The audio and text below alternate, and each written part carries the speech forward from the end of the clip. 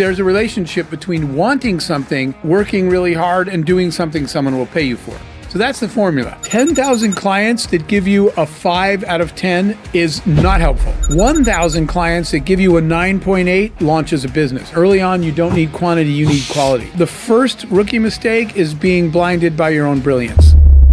Jeff Hoffman. Jeff Hoffman. Jeff Hoffman. An iconic, highly accomplished entrepreneur with multiple successful startups, including the founding of Booking, Priceline, and Ubit.com, executive producer of Grammy-winning jazz album and an Emmy Award-winning television show. What is it that the world's most successful people are doing that everybody else isn't? And it turns out that there are habits and disciplines that successful people do everywhere. Pitbull's a singer, Mark's an engineer, but they have similar attitudes, habits, and practices. So one of those is, and that was the common element when I saw these successful people.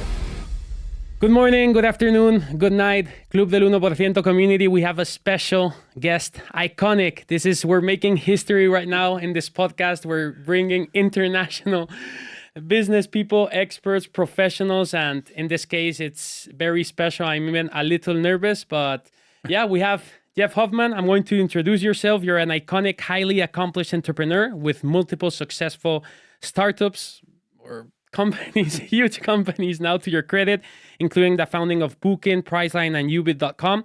You have an extensive experience as CEO, motivational speaker, author, film producer, executive producer of Grammy-winning jazz album and an Emmy Award-winning television show. When I was reading this, I compared to you with my colleagues with Leonardo da Vinci because you look at your biography and you excel in different singularities. So we're going to dive into that. Thank you. Currently, Jeff serves as the board of various companies across the globe, including the Global Entrepreneurship Network. He is recognized business expert and has received numerous awards for his contribution to entrepreneurship. So it's quite weird to have such an iconic person like yourself here in Spain. It's a pleasure for our audience to have you, and thank you very much for making it happen. Thank you for inviting me, and we came at perfect weather in Madrid. So hope you good time to be in Spain. Hope you enjoy the rest of your stay in Madrid. So, Jeff, I wanted to jump in, and how did you start? Like going back the Sure. furthest, where you kind of lemonade stand entrepreneur? Almost. So I will tell you, because I grew up in the United States in the Arizona desert, but I had a single mom who had 4 kids and 3 jobs, right? Never had any money. So as a kid, I never knew the word entrepreneur or anything. What it was like, for example, I played every sport. And when the season changes and the sport changes from basketball to football, you need different shoes and equipment. But I didn't want to ask my mother, who didn't have money. So what I would do was find a way to make money. I literally remember one time as a child, I walked to somebody's house, knocked on their door, and he said, "Can I help you?" And I said, "Your garage is embarrassing." And he said, "What?" And I said, "Your garage, it's a mess. You never clean it. It's embarrassing." And he said, "You knocked on my door to tell me my house is embarrassing?" And I said, "Yes." And I said, "You ever going to clean it?" And then his wife came to the door. She said, "Who is that? Isn't that the kid from down the street?" I said, "Yes." She said, "What do you want?" And I said, "You guys never clean your garage."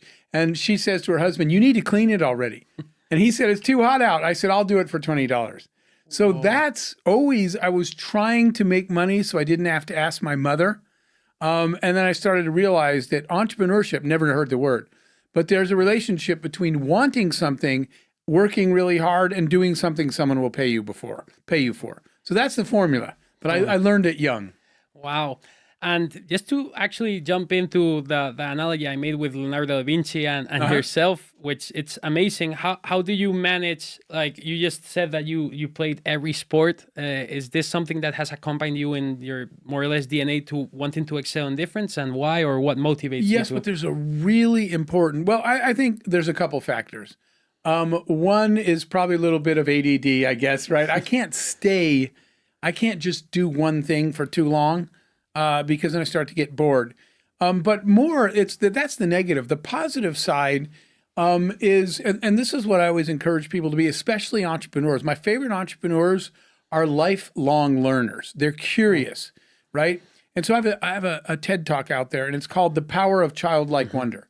right? 5-year-olds try to ask you a million questions. Why do we have to go to the store? Why do we need food? Why do we have to eat? Why will we die if we don't eat? 5-year-olds never stop asking you questions. My favorite adults and the most successful entrepreneurs are the ones that don't lose that childlike curiosity. How does that work? And so that, I think, for me was the driver. I always wondered about everything. And instead of wondering, why don't you just go try? I'll go try this new thing. So all along, I always wondered about music, the process of creating a song, the process of making a movie, the process of creating a television show, in addition to creating products as an entrepreneur. So having a space to let your curiosity drive you and try stuff, right? The worst thing in life is not failing. The worst thing in life is in not trying, because then you spend your whole life wondering if that would have worked. So I've always been curious. I've always liked learning, and I've always said, I'm just going to go find out how that works. And a lot of my favorite sort of business role models that became friends, like Steve Wozniak from Apple, right? Oh. I notice Woz is always saying, I wonder how everything he sees, he's wondering about it. Another friend of mine, Nolan Bushnell, he's the inventor of video games, right? Atari was his company. Nolan and I were sitting we were doing media after we both spoke at something, and we were sitting in someone's office waiting for the cameras to come. And all of a sudden I looked down and he took apart something on this person's desk. I said, Nolan, what are you doing? I said, this is not your office. And he said, I'm trying to figure out how this thing works. I said, okay, but you took apart a machine on someone else's desk. His curiosity drives him. So that's been my thing. I want to learn something new. I want to see how things work. I want to take stuff apart. And I was just never afraid to fail at it.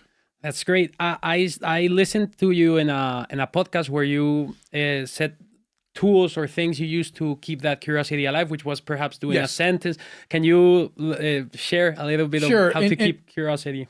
Sure, Jorge. And that comes from emulating. So many years ago, I got this question. What is it that the world's most successful people are doing that everybody else isn't? Why are some people really successful, right? And I started wondering, there must be doing something that everybody else isn't doing, right? That's what I started to wonder. So I made it kind of a lifelong study. Every time I'm around somebody that I admire that's been successful, and whatever they do, by the way, I started to ask the same set of questions to understand. And it turns out that there are habits and disciplines, practices that successful people do everywhere. And that's when I started to notice that, for example, I mentioned somebody like Steve Wozniak or Mark Randolph, who I'll be with tomorrow, that invented Netflix. But then friends of mine like Pitbull, the singer, is a friend of mine. They're similar in ways you'd never guess, right? Pitbull's a singer, Mark's an engineer, but they have similar attitudes, habits, and practices. So one of those is that these people are trying to absorb information from a world broader than their own, right? And so to answer your question, the habit is I just made up this word. I call it info sponging. But I challenge myself. Like, for example, the first time Pitbull called me, I was like, okay, you're Mr. Worldwide. Why are you calling me? And he said, because I want to learn business now, right? And he said, all my friends are in music. You're in business. Teach me business. And I thought, that's pretty smart that he's wants to continue to grow his lifelong learning. The most successful people don't just study in their field. They look to see what everyone else is doing. So really quick, info sponging, the idea that I created was every day, I'm going to challenge myself to learn one new thing every day. But here's the important thing that I don't need to know. So for 10 minutes every day, this is what I'll challenge your listeners. For 10 minutes every day, and I usually do this first thing in the morning, 15 minutes. If you can't do it every day, do it once a week. I go out to learn one thing that is not in my industry. So if you were in travel, so for these 10 minutes, you're not in travel and you don't work for your company, go read one article, watch one video, talk to one person. And at the end, I write down one sentence of what I learned today. But when I write it down, I'm like, I have no idea what that even means, right? Today.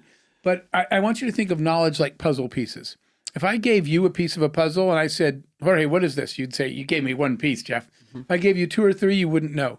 But if every day I kept giving you pieces out of the box of the puzzle and you moved them around the table, one day you would call me, right? And you would say, oh, this is a cathedral. That's what it's going to be. You would see the pattern forming. That's what the most successful people do with knowledge. They collect bits of knowledge and they push it around the table and they, oh, I see a trend coming that no one else sees. So info sponging, learn one new thing a day that you don't need to know. Write down one sentence of what you learned, and then some days just stare at that list, and you will start to see patterns before anyone else sees them.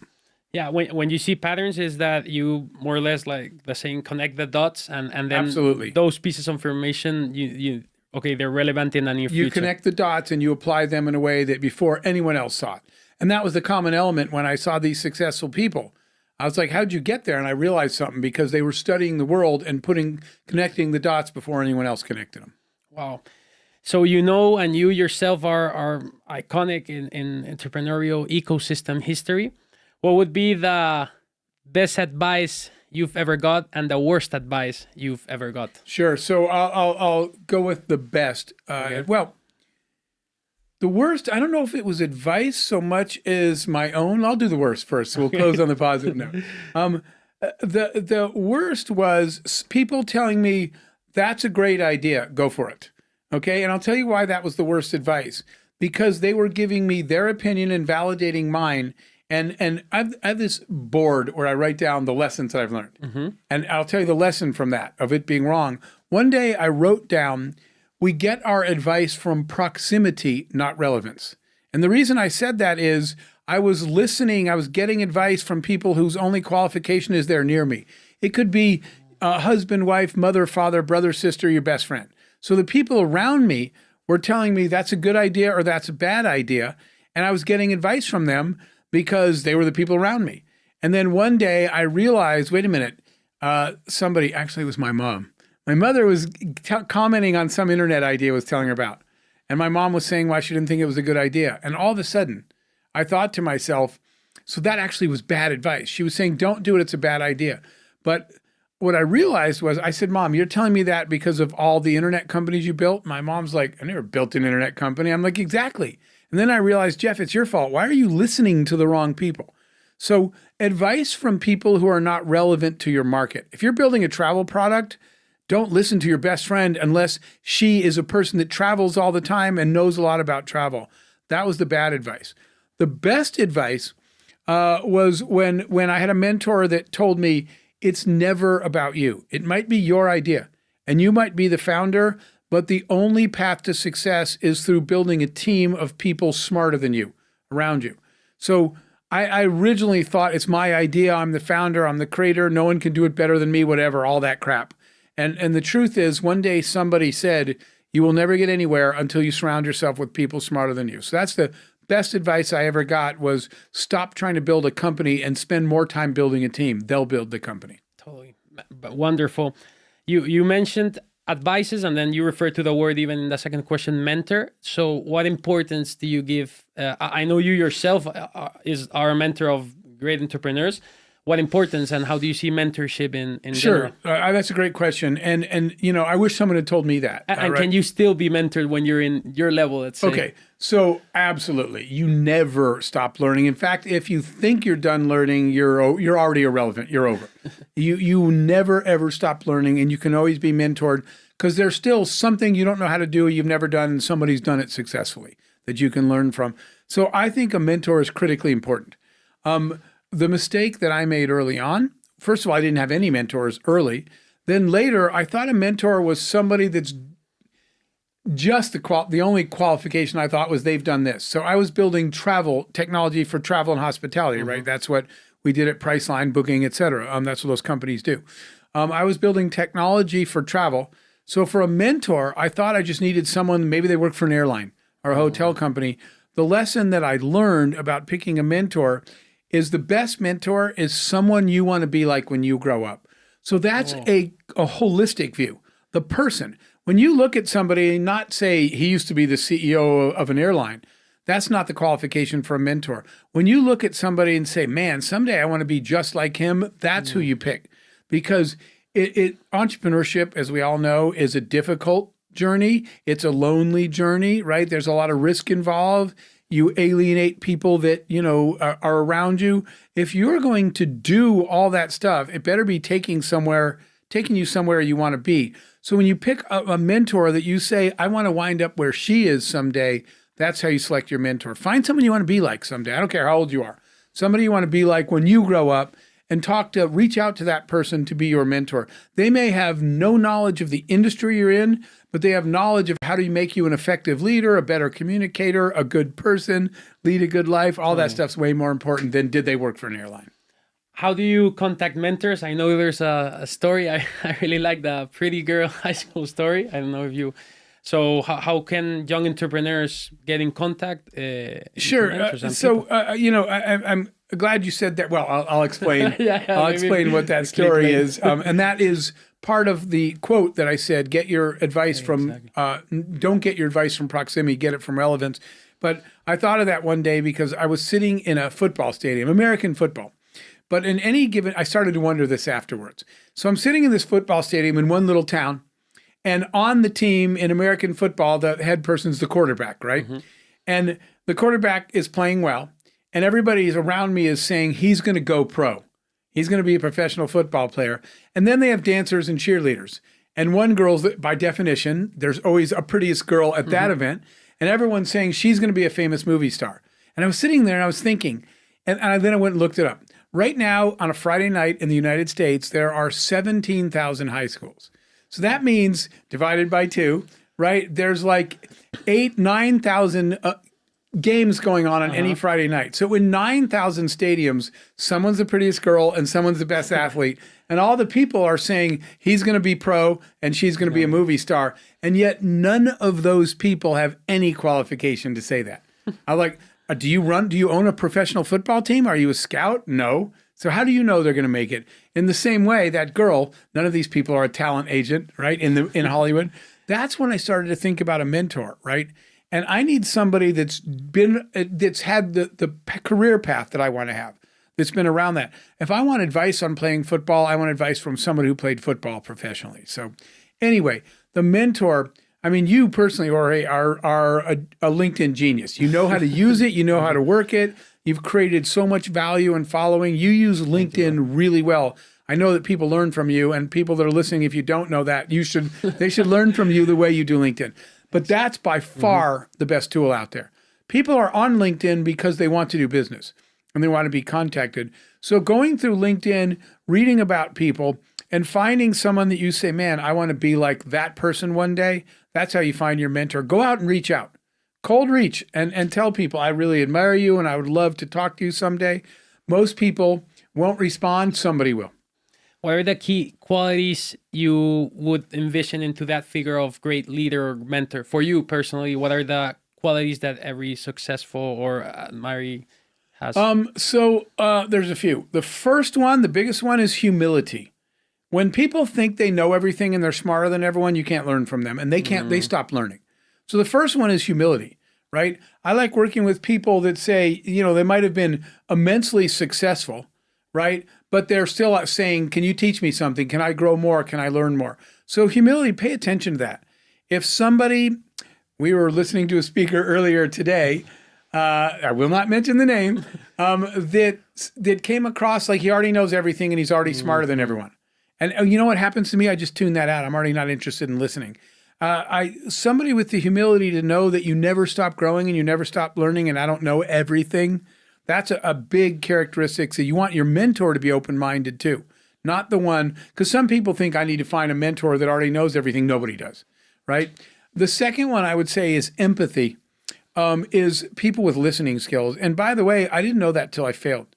One of the companies I launched, we were trying to sell products to stay-at-home moms, to housewives at the time. Neither me nor none of my employees were stay-at-home moms. None of them were housewives. And we launched a product and no mom at all liked the product. And later, we launched an early internet company. It was I won't say the name of it. I don't want to embarrass the other people. But we thought that instead of going to the mall, a mom, instead of packing up all the kids, could use her computer to order something on this brand new thing called the internet. And here's what happened in real life. No one bought anything. The company failed. And I had to tell the investors and the employees, I have to let you all go home. We're done with this shopping company. But I reached out to some of the people because you could see them on the website. So this is a true story, Jorge. This mom replied, and I said, I saw you looking at my products, but you didn't buy anything. And I said, why not? I said, the company failed.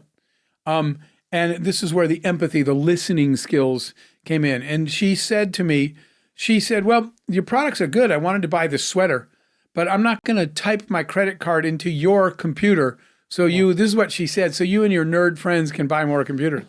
I said, okay, ma'am, that's fine, but we can't see your credit card. She said, of course you can. I'm typing it on your website. And I said, no, we use something called RSA 128-bit encryption. And this woman said, sorry, man, I only speak English. And I said, I'm speaking English.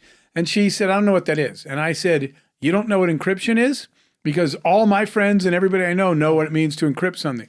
And she said, I said, you don't know what encryption is? And this woman said to me, unless that's the way Egyptians bury their dead, then I don't know what encryption is. And I said, no, that's not it. And so I went back. She goes, and I don't have any idea what you're talking about. And I realize I'm a bad listener. I'm telling people what to do, but I'm not listening. So empathy, how well do you listen to the world around you? What I started doing on that, when I was the CEO, I would tell people, I'm going on a listening tour. I'm going to go talk to 50 or 100 moms. And if they don't even know what encryption is, I got a problem. And I need to figure out how to solve it. That's crazy. And in parentheses, I think this is real life case scenario. I came here sweating, all nervous, and you started asking me questions about myself when I'm like trying to gather your information. So it's just like the constant curiosity, humility. Like it's you truly have it in you. Well, thank you very much. I really appreciate. Those are the things I've learned along the way. That's great. Well, before I wanted also to talk a little bit more about, matter of fact, I want to talk about the important, you mentioned lots of key figures like Nolan from Atari, Steve Bosniak, Mark Randolph, like friends of yours who also changed the world like yourself. What importance do you give to networking? And what importance do you give to like, for example, Silicon Valley has something special that's going on where lots of founders that you even mentioned come from that Bay Area. So do you find it important also that location where you're Okay, those are great questions. No, location doesn't matter anymore. And it turns out it never did. But the reason it worked for Silicon Valley, because they had an ecosystem that no one else had. It turns out you can build that ecosystem. I'll explain. You can build that ecosystem anywhere. They didn't own it, but no one else was doing it. So that ecosystem has a couple of elements in it that are answer your question. And so the short answer is networking is critically important. But here's why. Every problem you're trying to solve in business, someone probably has already done that. Someone knows something you don't. Somebody could help you. So if you're sitting in your office alone or with 3 people trying to solve problems, and meanwhile, someone's already done that one, right? But why would they help you? Right? You say to yourself, well, why would they tell me how to do that and help me? The answer is because you probably have done something they're struggling with. So what Silicon Valley did, it wasn't the location. They created something that people didn't realize. They socialized business. Here's something interesting. If you go into a restaurant in Silicon Valley, back in the day especially, you and I would come in. You and I are about to have a meeting. It's just the 2 of us. And I'd say, table for 2. They'd put us at a table with 8 other people. A table for 10. And the first time I said, it's just 2 of us. And they're like, you're right, you're sitting here. And I'm like, there's all these other people at the table. And in Silicon Valley, you're like, that's right, because we all want to hear each other's ideas. So they socialize business. In Silicon Valley, even the restaurants, you all sit together, everybody talks, and you say, wait a minute, you have that problem? I can fix that. And then you say to me, okay, what can I do for you? And I say, well, I don't know how to do this. And you say, I know him, he can do that. And then he says, well, if she'll help me with this, that's what worked. They understood the attitude was that a rising tide lifts all boats. Everybody else didn't get that. So the network effect of meeting all these people and sharing and helping each other, in Silicon Valley, it was everybody's goal for everybody to win. And that's what made it work because people interact so much there. I literally did something, one of the times I was there, everybody wanted to meet with me and I didn't have any time left. And so I met as many as I could. But the last meal, all I had left was a dinner, and there were 5 different entrepreneurs or startups that wanted to meet. So I sent a note to all 5 of them, the same note.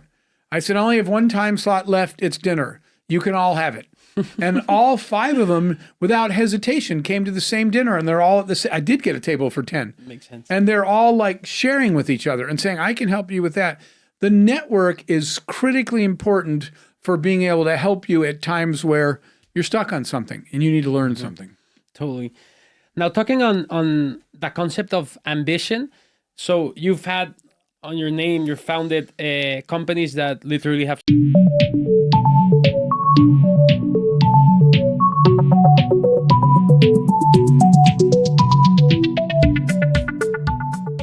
changed the world and are global, no?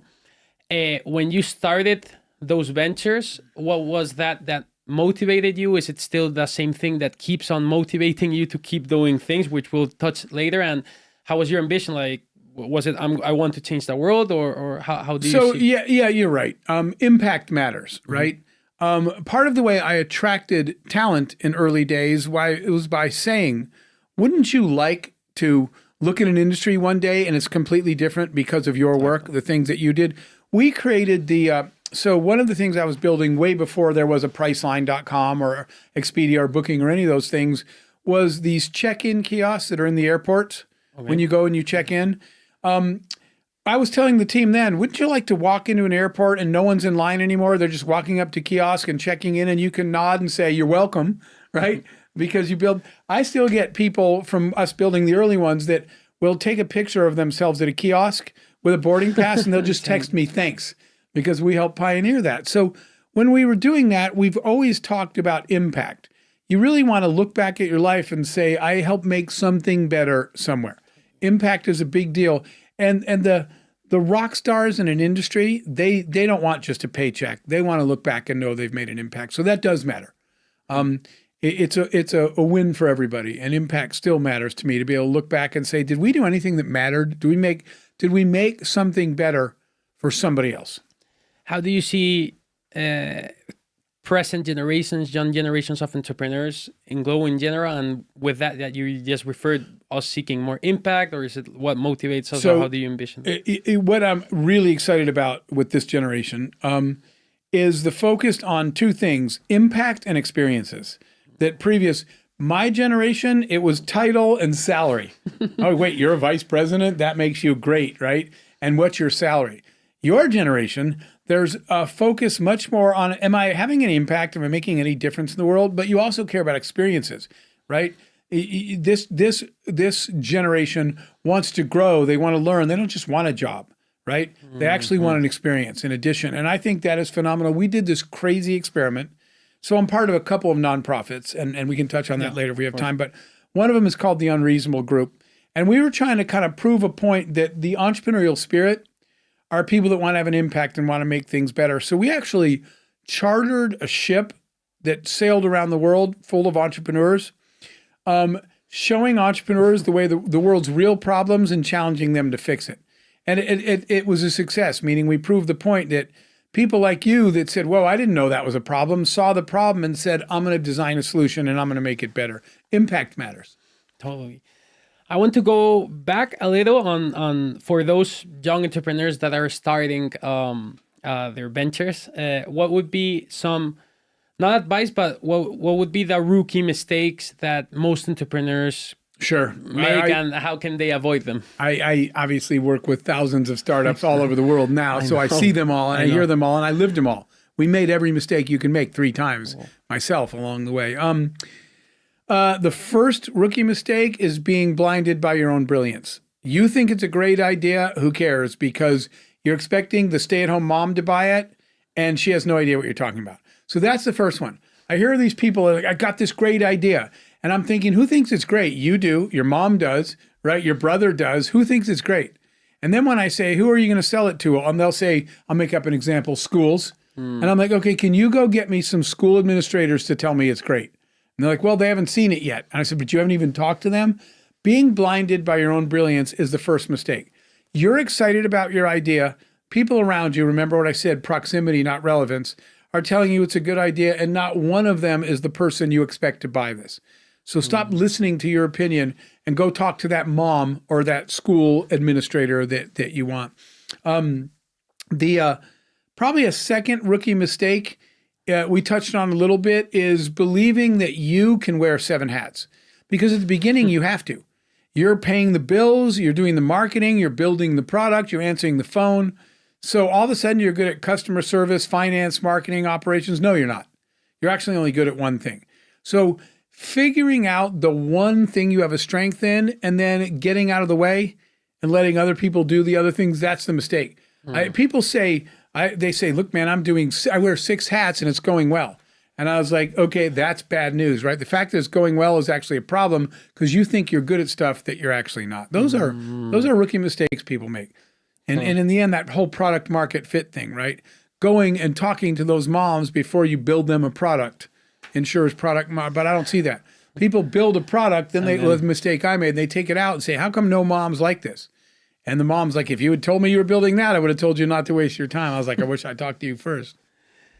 What would be the key ingredients now to build a global brand and also like to get those perhaps 1,000 clients? Right. Does it change or are they different? It does change, yeah. Okay.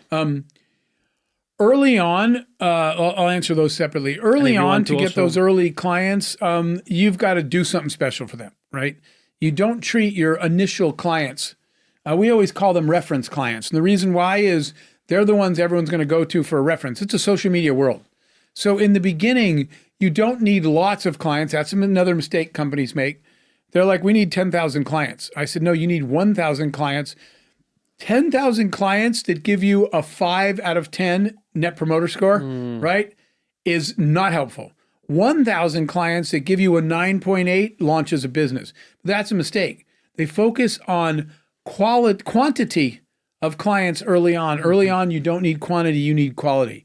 You need 9.8 out of 10 because it's a social media world and everybody's going to go out there and kind of look. So that's part of the brand is you need virality, right? We live in this social media world where people don't say, they don't look at your ad and say, I have to buy this product. They call their friends and say, what product do you use? And they look at social media and they say, man, all my friends love this. I'm going to do that. So in that validating world, your brand has to be this viral thing that happens because the people that first encounter you can't stop talking about you and absolutely love you. And the other part of brand is that brands need to be simple and resonant, right? Don't tell a complicated story. Tell a really simple story. All the best brands were just really simple message of why do I care about you? What do you do for me? What is the simple message? I learned that, by the way, from Fred Smith, the founder of FedEx. Okay. Because I had a chance to spend some time with him. And his brand was this at the beginning. It said, when it absolutely positively has to be there overnight. That's all he said. He didn't talk about the cost or the convenience of finding a FedEx. All he said was, if you absolutely need this package delivered overnight, call me. Super simple. His brand resonated because it wasn't complicated. Simple wins. Wow, that's crazy. Talking about hats, I wanted to ask, how do you balance your role as CEO, film producer, author, entrepreneur, motivational speaker? How do you balance this hats? All right, so I'm glad you asked that because that's another hard-learned lesson. And the answer is, and part of this I learned from Richard Branson at Virgin. And because I asked Richard that once, you have all these companies, and he turned to me and he said, not at once. And so all those things that I've done were I'm not a parallel entrepreneur. I'm a serial entrepreneur. Okay. Each of those things, when I was doing the music stuff, there was a point when we were building the first travel company where if you had called me and said, hey, I want to show you this idea, you know what I would have said? If you don't have an idea to help us get more heads on pillows in hotel rooms, call me next year. Then later I was doing music. And if you had called me, I would have said, if you don't have an idea for selling out Friday night's concert, call me next year or whatever it was you're working on. So the answer is one thing at a time. The good news about that, Jorge, is that when you fail fast because you're not trying to do 5 things. You're all in on this one thing. So it's important. Each of those things I did were serial, not parallel. I finished one thing before I started. I never tried to run 2 or 3 companies at once. And you recommend that to young entrepreneurs who have, because it's very typical in my generation speaking that we have lots going on, very parallel. What would be your advice to those like me? Okay, so there's a question first, which is what's your end goal? And you know, in the entrepreneurial world, there's sort of these 2 terms behind the scenes, more on the investor side. We label these things a lifestyle business or growth business. A lifestyle business, if you want to make €500,000 a year and live a great life, then you can have 4 businesses and 4 projects. That's a lifestyle. But if you want to build the next Amazon, Booking, Netflix, Waze, if your goal is to build something big and global, every one of those people only did one thing. None of them had multiple projects. So by the way, I studied that, right? Because way back in the early internet days, I used to talk to Bezos a lot because there was like 3 groups building companies. Jeff and Pierre were building eBay. We were launching Priceline, and the other Jeff was building Amazon at the time. So we used to talk a lot, and I learned a lesson. He kept saying, right now, people forget this, for years on Amazon, you could only buy a book. And what Jeff told me back then is, one day I'm going to sell a lot of stuff, but right now I want to be this is what he literally said, best damn bookseller on the planet. And then I ran into another friend, Tony Shea. His company was Zappos. Did you know what Zappos? Yeah. And Tony said, one day I'm going to do other things, but right now I have to be the best darn shoe seller on the planet. So our focus was, let's just be the best darn something. Today, as an example, Booking.com is the world's largest, it's Priceline and Booking are all one company. The world's largest seller of hotel rooms, but it really only has one product. Really, all the company sells is hotel rooms, and it's the world's largest. Bezos now sells everything on Amazon, but not until he was the best at something. So then I started looking at all these companies, right? The ones I said, just pick those. The Apple story, the Netflix story, pick a story. The people that achieved the highest levels did not have multiple projects. They picked one, and they were all in on the one thing they knew they could do best. And Jeff, how would you define your philosophy in life or North Star purpose? What's yours? I think that if you don't have a North Star, if you don't have a purpose, a bigger reason for doing this. So I'm going to tell a story specifically about my daughter, who is in the studio with us today, because there was a time where I was just gone a lot, working really hard. And when you do that, there's sacrifice to family members, right? And you have a daughter saying, man, you're gone a lot, right? And so one of the times I was the chairman of a charity that provided physical activity, sports for disabled children, but for the most disabled children. You can't play wheelchair basketball if you're blind or you have no arms, right? So we created a league of sports for children that could not participate in anything else. But it's a nonprofit, it's a charity. And I was doing this with a friend of mine who was an athlete. And one of the times I'm working really hard at work, which means there's a sacrifice to yourself personally and to your family. But I took her, we were doing a softball game, and I took my daughter out there, and we're pushing these kids around. Like when they, quote, hit the ball in softball, then someone has to push them down to the base, and we're pushing these kids around in the sun, having an absolutely great time. And parents were thanking me. And they weren't just thanking me for the league, but some of them were saying thanks, and they were going by in these brand new wheelchairs. And my daughter said, why does everybody thank you? And I was saying, well, because we created this league and I'm the chairman of it. And we created this opportunity. And she's like, what are they mentioning the wheelchairs? And I said, because my partner in this, it was a boxer named Evander Holyfield. Evander and I were doing this together. I said, because Evander and I bought all these wheelchairs. And my daughter, who was helping push people that day, stopped and said, wait a minute, you guys paid for all this and you bought all these wheelchairs and you created all this? I said, yes. And she said, is that why you work this hard? And I said, absolutely. Because if I don't work hard and run a good business and make money, these kids don't have wheelchairs. And she just looked at me different then and said, her attitude was more, let me know how I can help, right? She came to the office a lot of times. Instead of, why are you doing this? She was like, now that makes sense. If you don't have a North Star or reason, then you're just working hard and wasting your life and paying sacrifice.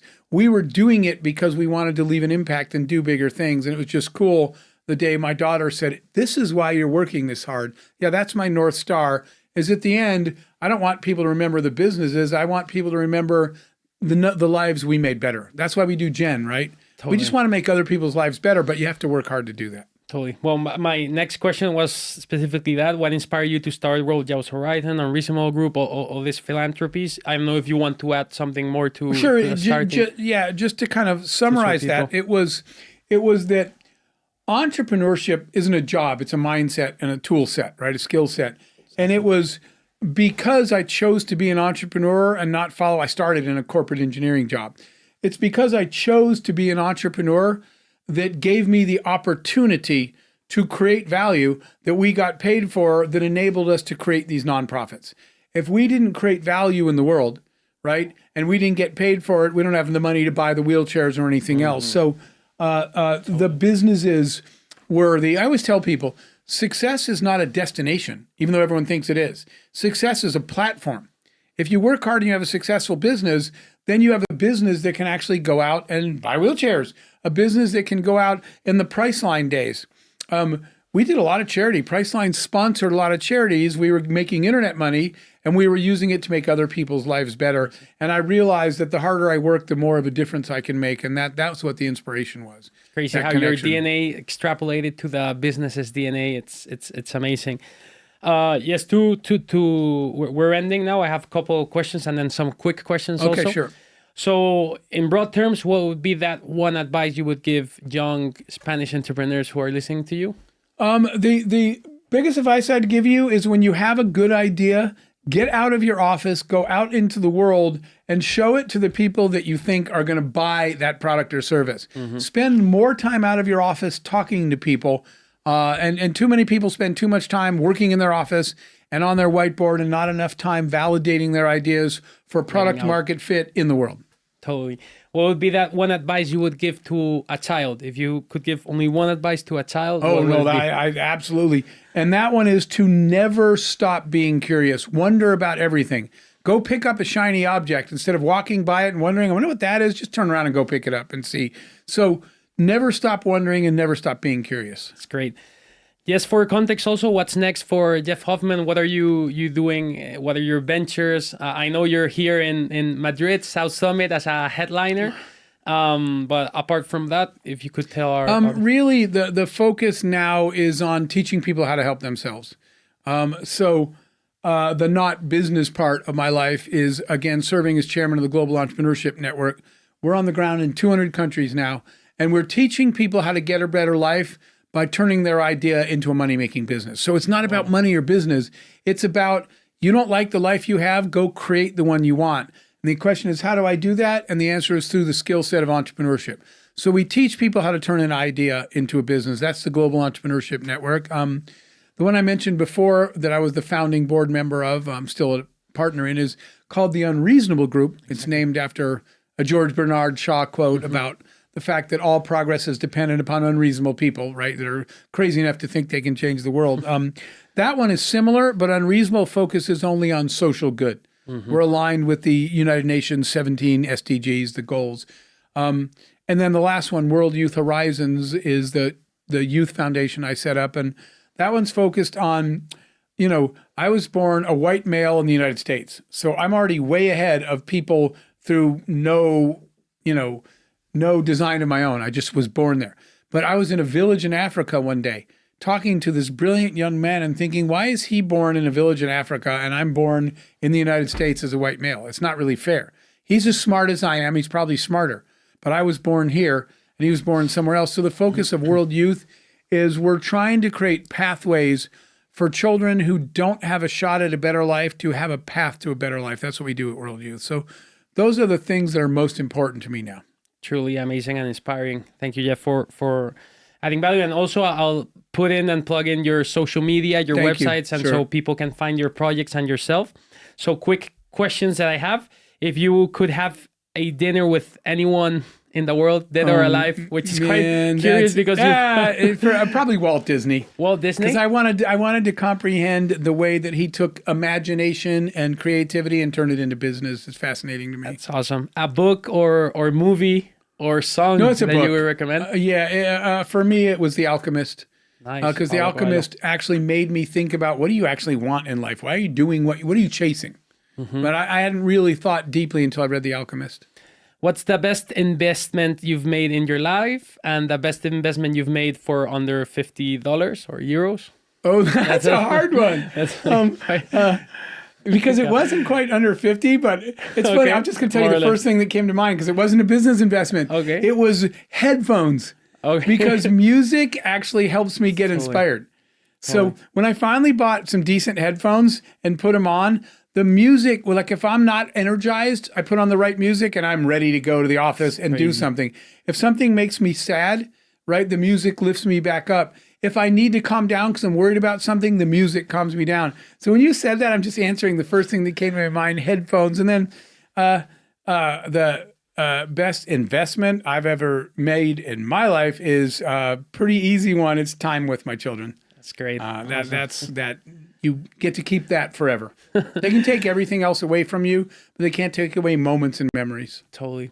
And just to end, one quote, speech, word that imagine everyone and 8 billion people are listening to you. What would be that one thing that you would? I'll just pick one. I have a lot of quotes that I really, really like. In fact, my favorite quote machine is Mark Twain. Okay. Right? He had so many great quotes. But I'm gonna do something that fits kind of for this moment. Your attitude. This isn't the quote. This is what I wrote on my wall. Okay. Is that your attitude determines your outcome. And I started to notice that the people that believe, that have the biggest attitude, achieve the most. Right? And the people are like, that probably won't work. They're always negative and looking for a way out.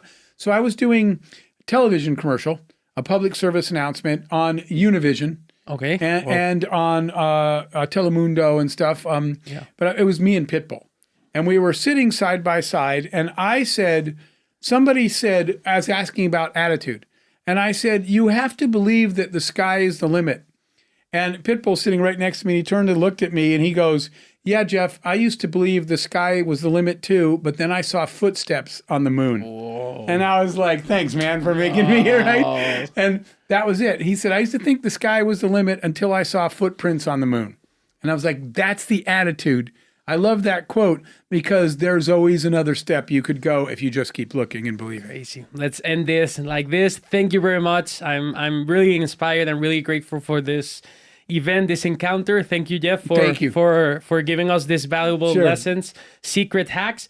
I'll plug in your information of social media. You can find Jeff and hope to see you soon back in Madrid.